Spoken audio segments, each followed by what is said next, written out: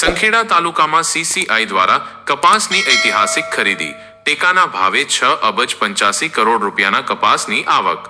સંખેડા તાલુકામાં ભારતીય કપાસ નિગમ દ્વારા ટેકાના ભાવે કપાસ ખરીદીની પ્રક્રિયા ગત 27 ફેબ્રુઆરીના રોજ સફળતાપૂર્વક સંપન્ન થઈ છે। આ વર્ષે કમોસમી વરસાદના પડકારો છતાં સંખેડા તાલુકાના ખરીદી કેન્દ્રો પર કપાસનો વિક્રમી જથ્થો નોંધાયો છે। આખી સિઝન દરમિયાન તાલુકાના હાંડોદ અને કરેડિયા સેન્ટર ખાતે અંદાજે 8,50,000 ક્વિન્ટલ કપાસની ખરીદી કરવામાં આવી છે।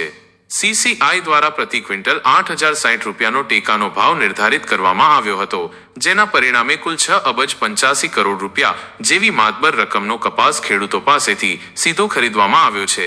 આ ખરીદી કેન્દ્રોનો લાભ માત્ર છોટાઉદેપુર જિલ્લો જ નહીં, પરંતુ પડોશી નર્મદા અને વડોદરા જિલ્લાના ખેડૂતોએ પણ મોટા પાયે લીધો હતો। આ વર્ષે કપાસની ખરીદી પ્રક્રિયામાં વહીવટી પારદર્શિતા લાવવા માટે પ્રથમ વખત ડિજિટલ પદ્ધતિનો અમલ કરવામાં આવ્યો હતો। ખેડૂતોએ મોબાઈલ એપ્લિકેશન દ્વારા જરૂરી દસ્તાવેજો અપલોડ કરી રજિસ્ટ્રેશન અને એપ્રુવલ મેળવ્યા બાદ જ પોતાનો પાક વેચવા માટેની મંજૂરી મેળવી હતી। જો કે ચાલુ વર્ષે કમોસમી વરસાદને કારણે ખેડૂતોને પાકમાં નુકસાન સહન કરવાનો વારો આવ્યો હતો, તેમ છતાં ગત વર્ષની સરખામણીએ ખરીદીના આંકડામાં નોંધપાત્ર વધારો જોવા મળ્યો છે।